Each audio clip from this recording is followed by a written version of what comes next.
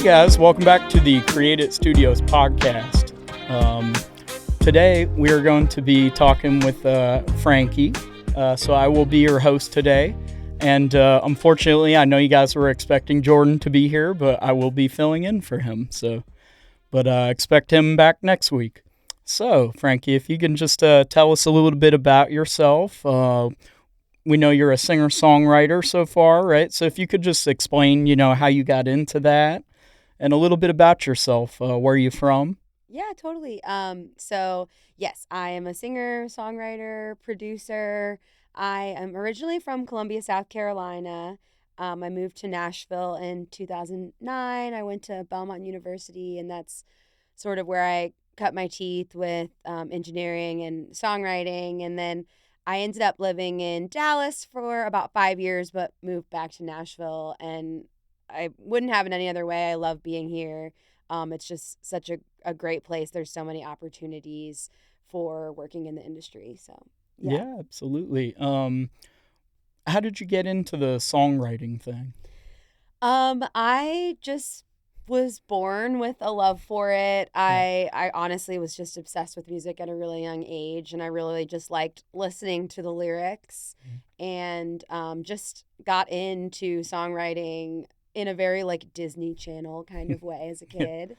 But then when I moved to Nashville, that's when I really fell in love with the craft of songwriting and the art of really creating. And Through songwriting, that was how I got into recording. I Mm. kind of just realized like if I'm writing all these songs and I have to pay somebody else to demo them, I have GarageBand. Why don't I just give it a shot myself? And I did it pretty poorly for a while.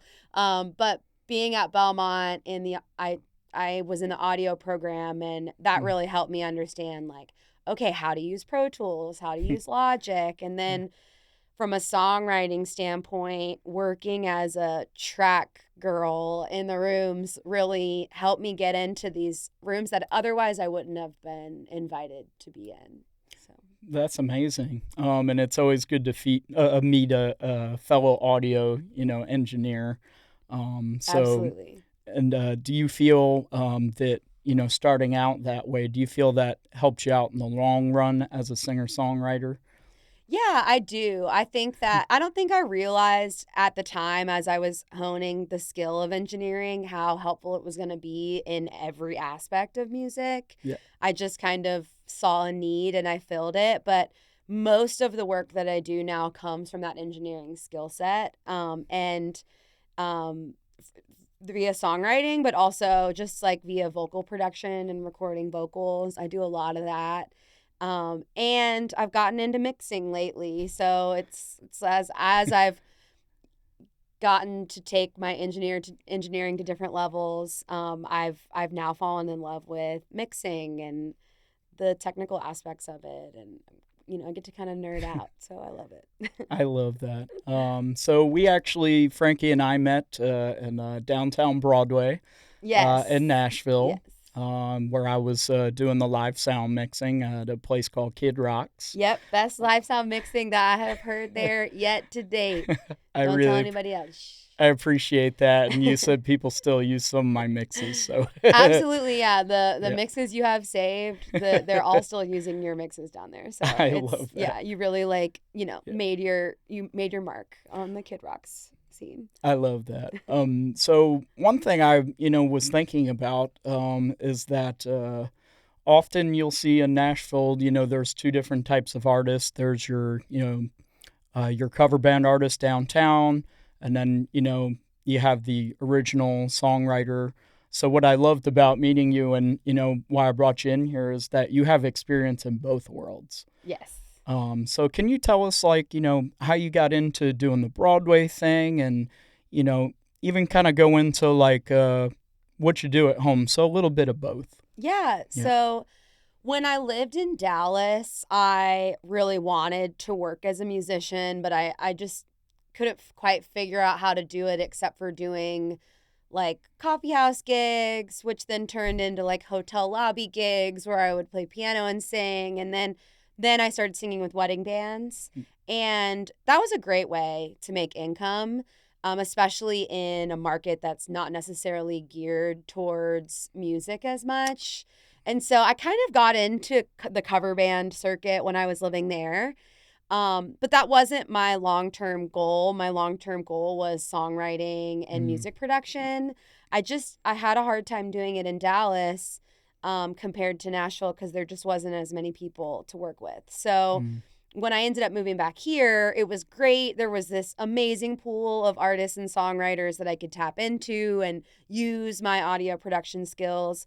But I was a little shy on income, and having that cover gig experience from Dallas and being able to take that downtown Broadway in Nashville and jump into that circuit was amazing. I mean, first of all, I loved it. It was it's really fun. There's so many people down there, and I'm singing covers. I might not get to do all the cool original songs that I'm writing, but man, the experience that you can get as a performer down there and learning how to work a crowd, and you sing any song on the fly, it's invaluable, and I wouldn't trade that for anything. And that's why I still do it. I do that a couple nights a week, and then I work from my home studio, the other 4 or 5 days, like during the daytime. And I find that the combination of doing both, well, it allows me in an industry where it is hard to make, ends meet. It allows me to do that with flexibility. Also, it kind of keeps it fresh and interesting. I feel like they all kind of help each other. Like my skill set in recording vocals and engineering, I get to use at Kid Rocks with, how I'm working the microphone and really honing my in-ear mix, which you did a great job of helping me do. You were very gracious with that over the years. But then also the performing skills that I get at Kid Rocks, I get to bring into the songwriting room, and in my vocal performances and engineering, I get to think about, when I'm writing a song for another artist, how is this gonna perform live? Yes. How is this going to work a crowd? Like, I'm constantly reminded who we're doing this for. And that's the listeners, the people that come to see the show, that hit play and listen to your song. So that's how they kind of play into each other. And that's why I've continued to do both all this time. I love that. And I always feel that it's important in this industry to kind of to build your I call it the musician's tool bag. Essentially I'm more in the engineering side of things, but I also like produce dance music on the side at home. So just having that kind of like that whole person kind of deal as an artist really helps you out. You have your primary income source, which for some of us that are, lucky and very talented, we're allowed to work in the industry, but then also do what we want on the side. So yeah, it's honestly, we're very lucky. And I remember when I was first trying to make a living doing music, I was working at a restaurant, and I was like going to coffee with people that I knew were doing it, and I was like, how are you doing it? How are you making money? It's so hard to get these gigs and get the studio work that I want. And someone told me, and this just stuck with me, that you have to be able to do everything, and you have to be able to say yes to everything. So if somebody asks you to play a guitar gig and you don't play guitar, like, figure out how to play guitar. Like, it might take you a little while, but it's like, if you have an opportunity, however many skills you have in your toolbox that you can pull from, if they're already there, you get to say yes to paying gigs as often as you need. So that has been the advice that really helped me. And also it made it fun. I mean, I just don't really like to do one thing over and over again. So it allows me to do that. I get that. I'm the same way. And that is partly, I mean, I'm a Pisces, so I enjoy, diversifying my day with all kinds of different activities. But I kind of feel the same way about that is, building my skills at home, but also building it at work as well. And it's amazing that I get to work at a place like this, and we have all these amazing, artists and songwriters coming in here. which we've had a couple of the Music Row, songwriters come in here from an event we had last week. So that was pretty cool. So yeah, can you kind of like go into like any projects that you've worked on recently, or one of your favorite projects? Just if you could. Yeah. So I was lucky enough to be brought in by an artist named Oudi, Oudi, to help write a song with her and a fellow writer, Tom Pino, for a documentary called Faithful Defenders. And the documentary is about women's reproductive rights. But so the song was about a very sensitive topic. It was a very emotional write, and I helped write the song, but I also produced and mixed it.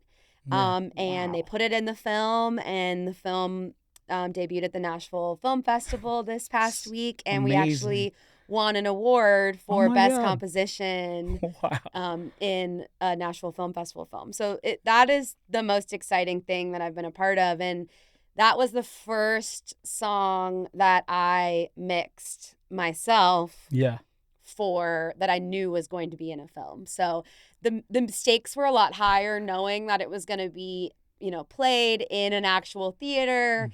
And I really learned a lot by doing that mix, but it's just like a big full circle moment for me, from like having this goal and really wanting to be able to do something like that, and then winning an award for it. So it was really exciting. That is so amazing. And also, a great, subject to cover in the film. That's that's incredible. Yeah, it was. I was gonna say, what do you think's your favorite? Do you like the engineering? Do you like the songwriting, or do you just like it as a whole? It changes. Like, I will say my first love was songwriting. Yeah. And singing. They go hand in hand to me. I think singing very much is like melody writing, and I'm just the kind of person who like sings everything I'm doing. My brother and I at the kitchen table would be like, pass the salt, pass the salt. Oh my God, that's what we do. Yeah, we just kind of have fun with it. So like, that's my first love. But I will say my favorite thing currently is mixing. I think I tend to favorite the thing that I still have the most to learn about. And I spent a lot of time learning the craft of songwriting, and I still am always learning.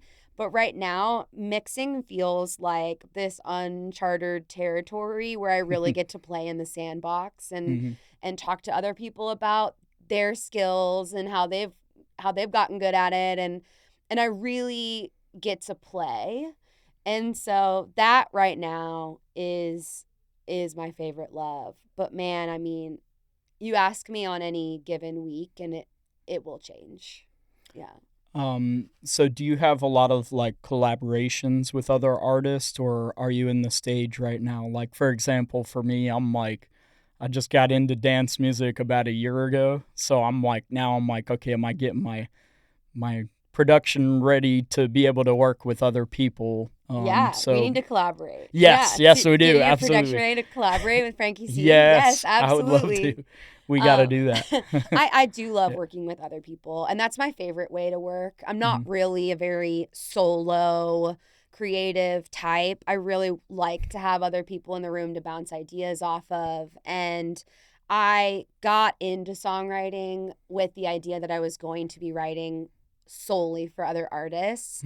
I fell into writing for myself along the way. Yeah. But I do love writing for other people, and I work mainly in pop as the genre that I write for myself. But when I write for other people, honestly, the genres are limitless. Like, I like to switch it up. I have a background in rock. I played in a rock band in college called Scarlet 7. Hey. Shout out Scarlet 7. But I find myself working with vocalists that I'm inspired by, which tend to be right now like just powerhouse pop vocalist. I've been writing with this girl, Kelsey Watts. Oh my God, follow her. She's incredible. Yeah. And then female pop country artists. I mean, country is a genre that's been recently so male oriented. Yes. And I have always been a lover of female pop music, especially in the 90s. Like, I literally lived and breathed Dixie Chicks. And when they got canceled, I was like so upset. And then it was like, and then it was just this era of like men singing to women. And I was like, where are the girls? Like, where's the female empowerment, like Miranda Lambert stuff that I love so much? And it, luckily with artists like Lainey Wilson, it's been coming back. And also the genre has really like blown open in terms of like, what does country mean? The umbrella is huge now. I mean, I can be writing a country song that's rap. Right. Really. That's what's so crazy. And so, or pop, or, you know, roots, true country. So there is a lot of female country artists that I love working with. Sophie Lynn has been, I've been a huge fan of her and sings like an angel. And I love writing for her because I love her message. Like, it's really around family and positivity, and we wrote a song about her sisters, like, and it went viral. It's like, it's called That's My Sister, and you know, I also have an older sister, so we really like hit it off, just like being like, there's no song for sisters. And so she's been someone I've really loved working with. And then Ellie Rivers is another artist, that female country artist that I've been working with. And for her, I mean, we get to write kind of fun pop centric stuff, but also, you know, she came out of divorce and moved to Nashville and just felt like she needed to pour her heart into these songs. And so we got to write about these really sensitive topics that now she's rolling into her EP called I Do, I Did, I'm Done. And that's going to come out this year. So I just love getting to support these different types of artists. And I feel like I'm like not even naming like another 10 that I love working with, but you know, those are the ones that I've really been like diving into. What can I write for them that can give them the best song ever? Yeah. So like what is your like process? What inspires you to write music? Everything. So I kind of just look at life as like mining for ideas, and I just try to keep that little guy in my brain at all times that's just paying attention to that.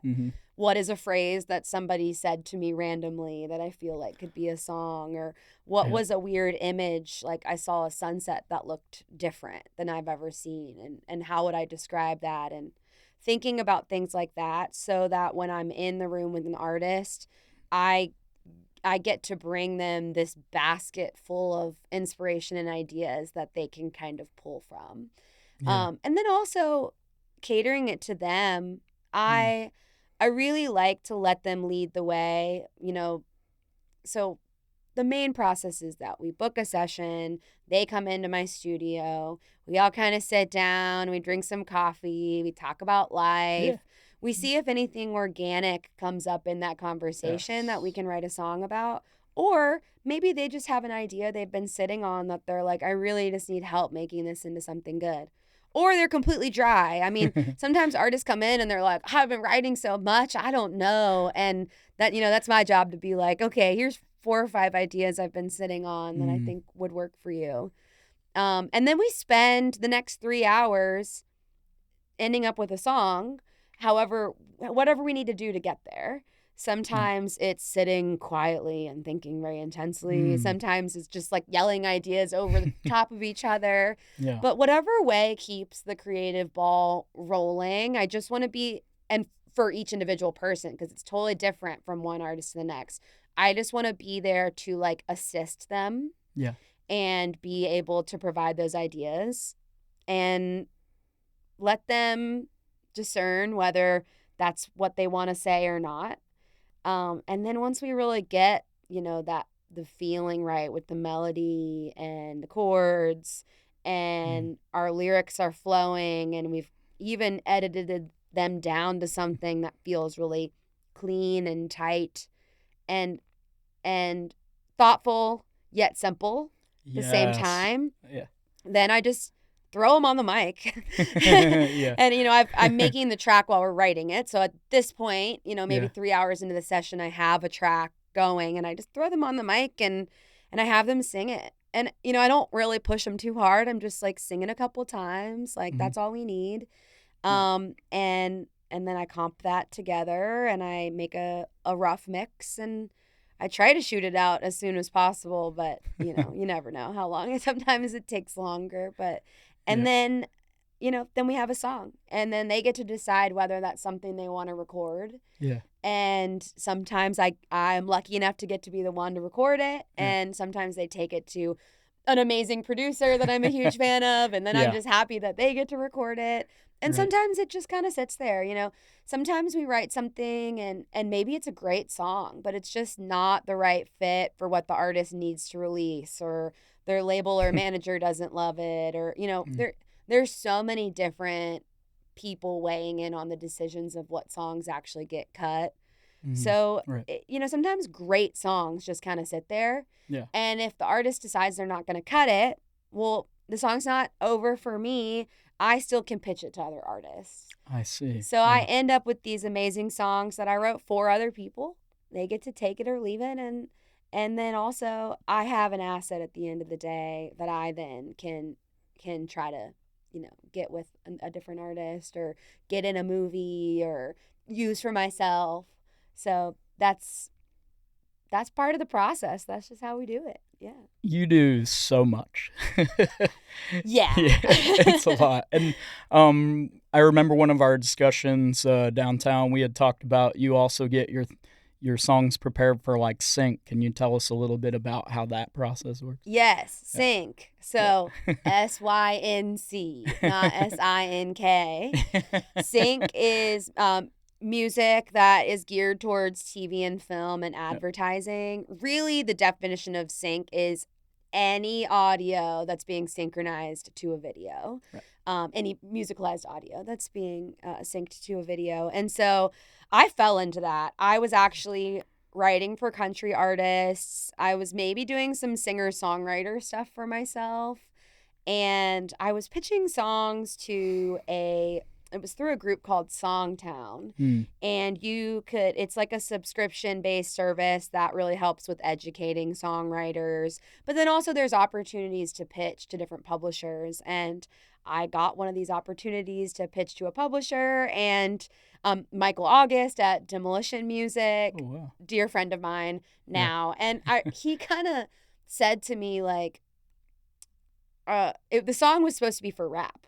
And I was rapping with the wedding band that I was singing with. And so I was like, I could do rap. And I wrote a rap song and I sent it to him. And he kind of said to me, like, you should do this. Like, I don't know what you're trying to do and what your goals are, but like, you should just do this. Yeah. And at that point, I just was so desperate to like make any money in songwriting that I was like, okay, whatever you say. And I started doing it. I started doing a lot more rap, and I started traveling to Nashville to write with Michael and different producers that he would bring in. And the thing with sync sessions is it's a totally different ballpark. When you go into a regular songwriting session, your goal is to leave with a demo. But when you go into sync sessions, you have to leave with a fully finished master that is ready to go, that you could have to release at any moment. So the stakes are higher in the room. I would say that the producers have to be more skilled. They have to be further down the line in what they're capable of. And as an artist, which I was in these rooms, you have to be prepared to release it. So we wrote a ton of songs. I started putting them out and pitching them to different music supervisors who are in charge of picking the songs for the shows and what have you, and started to get some placements. That's what we call them, some songs placed in different shows and movies. I got a Selling Sunset placement, Target ad, an American Eagle ad campaign that was online, and a lot of really cool opportunities. A show called All American, and then just kind of hit the ground running with that because I was like, oh my God, I can get paid.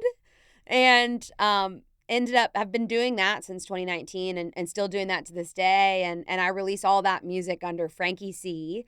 And it's just really fun, bubbly, upbeat music about like loving life. But it spans from pop to hip hop rap to EDM. So it's a wide umbrella of what I do with it. But really it's just like an outlet for me to express my quirky personality. I love it. Yeah.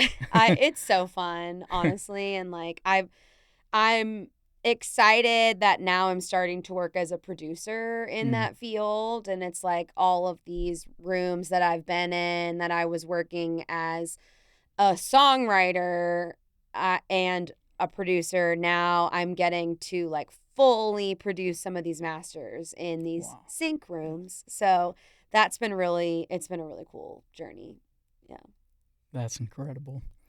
All right, guys. So we're going to take a quick break for our sponsors, and we'll be right back with you. All right, guys. We are back, and I just wanted to give a quick shout out to one of our sponsors, FUTUREBEAN Coffee. I start every day with a nice cup of coffee, and I'll tell you, it's some of the best coffee I've ever had. They also have cookies and popcorn and all kinds of snacks, and it's very incredible. So, we are with Franky C today, and we were just talking about some of the sync process, how to get your music, synced up to a movie, or you said video games or things like that, right? So, yes, yeah. So can you kind of talk about like how you take like your, I guess, kind of the journey of starting out in the music industry, becoming, this singer-songwriter, and then taking that and making it into like a professional product? Yeah, I mean, I think a lot of, I talk about how there's a 3-hour session and, you just go from like making the song to being professional. But it's like I'm kind of ignoring the whole education process that it took to get to the point to be able to do that. Yeah. And I think a lot of it is it's really just trial and error.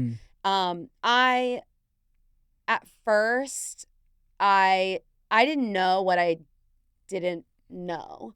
So I was just trying to record songs and I was trying to write good songs, but I was just guessing. And I will say, those were some of the most creative years of my life. And I think that for anyone who is thinking long term about wanting to have a career in music, like letting yourself play in the sandbox during that time is such a great thing you can do for yourself.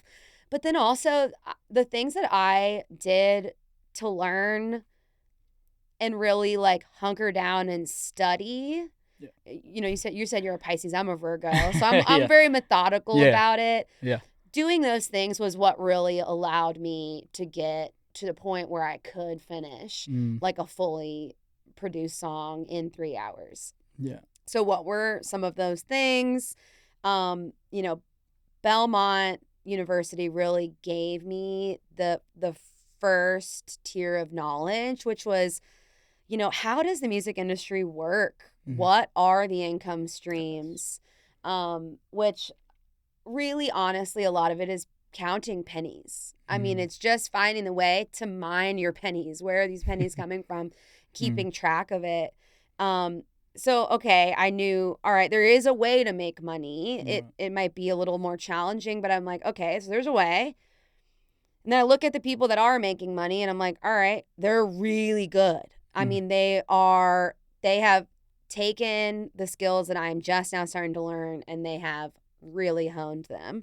So I started to kind of do what they did. So I joined different songwriting programs, different resources. So NSAI, the National Songwriting Association, is a huge resource for songwriters, and they'll give you feedback. You can submit, I think it's one song a month, and they'll pair you with a publisher that will tell you, hey, the song is not cutting it, and here's why, which you just got to be humble and take it. I mean, the only way to get better is to really actually listen to the people that are telling you why something's not good enough. I see. And then say, okay, how do I make this better?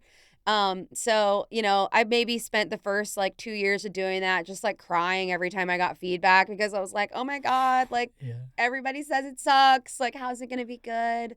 And, and then, but then taking that feedback and then trying to learn the thing that they said. So, a lot of my initial NSAI feedback was like, it sounds really cool. But we just don't feel like the craft of songwriting is really there. So that was when I joined Songtown, and they have a lot of educational resources. Shout out to Marty Dodson, who runs that. He's an incredible guy. And they really do, they not only give you feedback, but they give you like a methodical approach to writing songs, which for my Virgo mind was really helpful. Like, what is this? What is the way to think about it? Marty's big about coming up with the general idea, the hook, the thing you're going to land the chorus on, and then making sure every single lyric in that song points to that hook. And then also, there was a book. Yeah. What was it called? I'm kind of blanking on it right now. But it was a resource that one of the professors used at Berkeley. And he talks about building boxes. So, your first verse is the foundation. It's the big fat box on the bottom. And you kind of introduce everyone into this world. And then you stack the chorus on top of that. And you have to make sure in that new section, there's a new idea. And that it's expanding on the one you did before. You can't just be saying the same thing. Every time you take us to a new section, you have to take us to a new idea, a new concept that builds on us before. And then your third verse is another box. And how does that lead us back into the chorus in a new way, where now when we're hearing the chorus, it almost means something completely different, even though it's the same melody, the same lyrics. So that like box stacking approach was really helpful. And then the other resource that I used was a book called The Artist's Way, which is a almost religious experience in taking a very whole life approach to creating. She talks about how you have to journal every day in order to get just your writer brain going. And then she has you do like really quirky, weird stuff. Like you do a reading fast where you don't read for a whole week. Wow. Anything, nothing on your phone, just nothing on the TV. You just don't read anything. You don't consume any of that type of media. And you see if that generates new ideas. Like little things like that. You take yourself on, she calls them artist dates, where you make a list of things you'd like to do, and every week you carve out time to go do that thing by yourself. Yeah. And I did find that a lot of the most creative, best ideas came through following the Artist Way process and creating this space that I could come up with stuff in. And so those were the resources that I really used for songwriting, along with others. I get kind of sciencey. I love studying. Yeah. There was a book called This Is Your Brain on Music, and I think I read that book, actually. It's a good read, and I think it really just helps understand, like, when I understand scientifically what's happening to other people when they listen to music, it helps me be able to be intentional about why I'm writing it and what effect I want it to have on other people. It's a little bit more cerebral, but that's kind of the way my brain operates. So, yeah, I loved reading that one. So that doing, all that keep hitting the mic. Yeah. Doing all that educating. I know I'm like an engineer. I should know better. I fidget when I talk. I can't help it. But having all those resources was what really like helped me hone the craft. And then that's just for songwriting. For singing, it was just through being thrown into bands. Yeah. I mean, and playing on Broadway, it's like you're just playing with the best musicians in the world, and you just got to keep up. I play with this guy Tyson Leslie downtown. God. I call him like Forearms because Tyson is crazy. He's crazy. He'll play keys, and guitar, like, and bass, and while he's singing all at the same time. Like, I don't know how he does it, but, I just told myself I'm not going to be the worst one on the stage. Like, every time I go down and I play with a band down there, I just prepare. Like, I study the songs. I make sure that I know the background parts, and you just get really good at doing it on the fly. So, and then with engineering, Belmont University really helped me, but also I always talk about YouTube University. Yeah. And how there are just so many resources on YouTube. And if at any point you just find yourself like, I don't know what I'm doing, like, just Google it. And I know that's like the most annoying thing to hear. I think as an engineer too, it was tough because I don't know what it's called. So how do I Google it if I don't know what it is? It's a whole different language. Yeah, it's a different language. So it's like, have a buddy, have a friend you can call and be like, wait, hold on. Like, what is parallel compression again? So that when you do have to inevitably look at a YouTube video, because trust me, you're going to call your friend. They're going to tell you how to do it. You're going to go to do it. And then you're going to be like, wait, what? Mm-hmm. And then that's a great time when just look it up on YouTube. Check out some tips. Watch a couple videos because I will say there's not just one way to do things. Right. You want to learn 2 or 3 and then pick the one that works for you. Mm-hmm.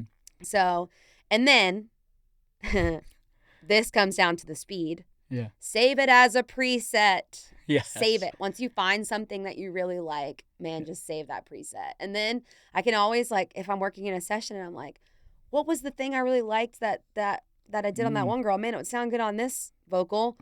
And then all I got to do is just load the preset. Right. So a lot of that, like, hard work on the ground of learning how to do it, you're not having to do in the moment. You've already saved it. You're just pulling out from your bag of tricks. So it's a really long-winded answer, but I do feel like that is how, like, over time with 10,000 hours doing all of those things, I was able to get to the point where I'm at now. Yeah, that is pretty incredible that you're able to do all of those things. You're what I call like a triple threat, you know what I mean? Like, you got the songwriting, you can perform live, and you can do the engineering and producing. So that's kind of a quadruple threat, but I think it's in the Outliers book that talks about, like, 10,000 hours is, like, the amount of time that it typically takes someone to become a master in a field. Yeah. One of my professors at Belmont, Nathan Adam, pointed that out, and he said, look, you can get your 10,000 hours in mixing, you can get your 10,000 hours in singing, you can get your 10,000 hours in writing tracks, but it only takes 200 hours to get 80% of the knowledge. Wow. So he said, do you think you're better off getting 10,000 hours in one thing or getting 200 hours in a bunch of different things? Yeah. And I kind of took the 200-hour approach because I realized it was what allowed me to be able to say yes to paid gigs. Mm-hmm. So, yeah, I do like to be a Da Vinci woman, a jack of all trades, a Jane of all trades, if you will. But that's just because I thought it was an easier way and a quicker way to be able to start working and then getting that 10,000 hours. I completely agree with that approach, and I find myself falling into that. I try to say it this way. There are a lot of things I can do. People ask me if I'm a guitar player. I'm not a guitar player, but I know how to pick up a guitar. Yep. I know the notes, I know the chords, and I can put things together as a producer when I need to. So I'm good at layering things, you know what I mean? So. And to someone who has never touched a guitar, they would call that a guitar player. I think the other thing about Nashville is, like, we're surrounded by all this incredible talent, and you're like, I'm not a guitar player. They're a guitar player. Look at all the things they can do. But at the end of the day, if you've got, 200 hours under your belt, you are. Right. You are. And you can find a way to utilize that skill. Yes. Hands down. So. Yeah, I think building a good foundation was really what helped me the most. I literally came from the military into the music industry, which are two completely different worlds. But I did, attend Full Sail University. I was taking classes online, and then I went down to the campus in Orlando, and and they really helped me build a good foundation. It was a 2-year program, a lot of ear training. I mean, like, this was like the first year and a half was just using my ears. We did have a short songwriting class, so that I would say I want to get more into the songwriting process and learn a little bit more about that. But yeah, we definitely went over the production process and music theory, some of the engineering side of things. And, now even I work at a place like this, a multimedia studio. So now I'm learning some more technical skills like the camera work, and like there's so much in the music industry. It's just, you think it's just writing songs, but then you're like, wait, like, how do I get those songs out there and market them? So every skill is a gateway to 20 more skills you could learn. Yeah, which is crazy because so it's easy to think like, oh, if I just get this one skill, then I can do it. But it's like you get that one skill and it actually is a platform for you to build like 10 other skills off of. So like, just like go, sprint, run, do it, So we kind of talked a little bit about like some techniques that sort of help you to do what you do. I have a cool little secret technique I'll tell you guys about. Yeah? We talked about presets for a little while, right? Yes. I personally use Logic Pro as my software of choice. DAW of choice. Yes. And what I love about Logic is that it does have a very large note section. I use that thing for everything. Oh, I don't use it at all. Oh, maybe I should. So we talked about presets. So what I'll do is if I have a favorite preset, or if I want to write what I do personally is I'll write the key of the song, and then I'll take the notes in that scale, and I'll write which chords I can pick from that scale. So I'll write the chords out.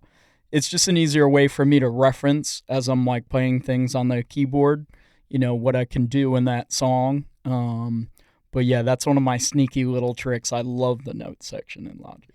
Yeah, dude. I don't know if you follow her on like Instagram or TikTok, but like Seds. Yes. I don't know actually how to say her name. So I know exactly. But it's like Seids. Yes. Mm-hmm. She does so many Logic deep dives and like utilizes Logic in ways that I have no idea that it was possible. And right. I know that like compared to some of the tips she gives, like I use probably 15 to 20% of Logic's capacity. Like she goes so far beyond that. Yeah.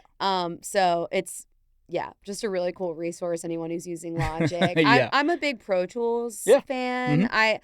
I like using Pro Tools because I find that with vocal editing, which is what I'm doing most of the time, I can fly. And I love their playlisting, and I love the clip gain features because I can pull up and down syllables, breaths, things that I can just grab really quickly and change. Now I'm sure there's a way to do that in Logic, but Pro Tools was the one that I felt called towards. Yeah, I love that. And I mean, most people, most engineers and people at big recording studios, Pro Tools is kind of the standard, so. I'm surprised with EDM. I thought you would have been an Ableton guy. Yeah, everyone keeps, making fun of me being a Logic user. Yeah, they're like, wait, like, what's going on here? EDM of you. So, I started in Logic. We learned Logic in school, and I just really liked the workflow in Logic. I just like how it looks when I open it up. I do find Logic the most visually appealing. We are recording this session in a Logic session right now, and it is so simple just to look at, and everything's where you need it to be. Ableton's a little bit more like a cockpit's pilot to me. That sounds really intriguing. I literally know nothing about Ableton, but every time I watch producers use it, I feel like they're like little magicians. I really do. Like the way you can like move entire sections and like it seems like the plugins, like a lot of them work in a parallel way instead, which in Logic or Pro Tools you have to route it that way, and the fact that it's just right in front of you on Ableton is really cool. Right. So can you tell us a little bit about like some of your recent releases, and where we could find those at? Yeah, so I release music you can find it anywhere, Spotify, Apple Music, YouTube Music. and then all the random ones too. And I recently just released a song called Fit Check, which I recorded with a fellow friend and producer, Ayla Ray. So that is a collaborative release that we released together. And we actually have 4 other songs coming out in the coming months. So, but Fit Check is just like a fun song for TikTok where you can just like show off your outfit. Really, honestly. I love that. And so you said, where can they find that again? Yeah, so anywhere. Like wherever you listen to music, it's out there. It's on Spotify, Apple Music. Just look it up under Franky C, Franky with a Y, and then C, the letter C. It's actually my mom given name in reverse. So my name is Colleen Francis. So Franky C. Franky's a nickname, and then C is just the initial for my first name. So Franky C. And then you can find me also on socials at It's Me Franky C. And that's, Instagram, TikTok. I'm not really don't do as much with Facebook and YouTube, but you can find my music on there. Perfect. And another thing, if you were to either go back and tell, past Franky, like, hey, do this instead of this, or maybe like try this instead of this, what's something, you would want to tell other people that are trying to get into it? What would be a thing like you would tell yourself? Oh my God, how dare you ask me that question? I would always ask people that on my Everybody Sucks podcast, and I now understand how under the gun they felt. It's tough. It's hard to like whittle it down to one thing, but I honestly, like, I would tell myself, like, keep your head up, keep going. Every small failure is actually a huge success, and it means you're trying. And I wrote this little note. So I technically did tell myself this, and I would tell myself this again. I wrote this little note on my fridge that said, measure your successes and failures. And I figured that if I counted every failure and I could stack up, like if I failed 10 times a week, that meant that I was pushing myself, I was trying new things, and I was growing. And I think it's really hard to measure successes by your successes, because you're sort of like putting yourself on the line. And if you don't get it, it's devastating. And if you do get it, it's devastating because then it's like, now what?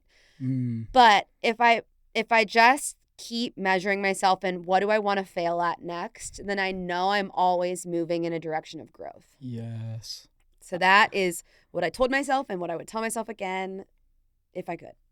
I love that. Yeah, and I wholeheartedly agree with that. I always tell people, like when I left the military, they were like, you're going into the music industry? Like, what are you thinking? And it was just like, I just felt it in here that it was right. And, one of my rules for success is, I always, when I tell people I'm going to do something, I do it.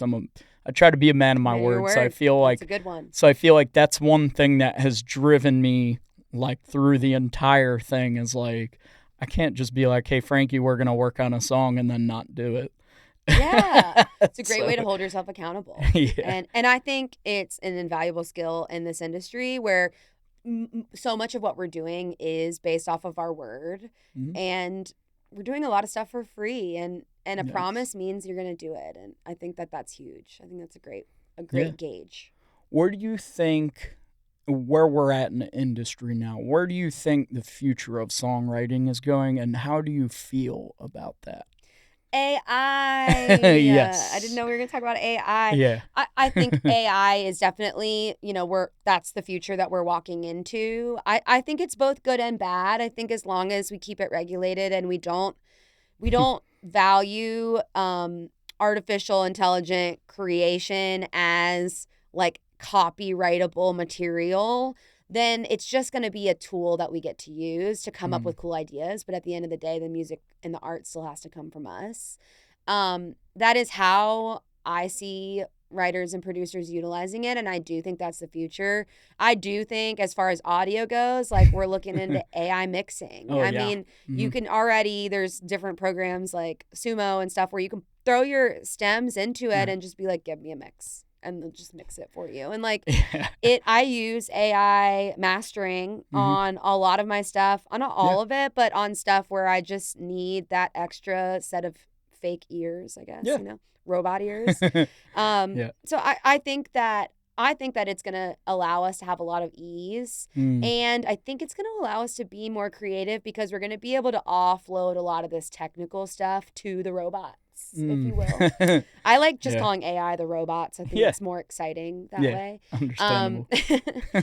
But it does require a lot of responsibility and regulation on our part. Like, we need to make sure that we don't value it higher than creativity that comes from humans. And I don't think we do, and I don't think we will in the immediate future, but I can't really guess what that's going to look like 100 years down the road. So, and I also think that, like, what was it, like when movies first started, like the people were actually scared of it because they thought that like the train coming towards the screen was actually going to jump out at them, and they ran out of the theater. Right. I think there's very much like that going on with AI right now. We're all like, oh my God, the robots are going to take over. We're not going to have any jobs. What's going to happen? And I think that fear is because we don't understand it yet.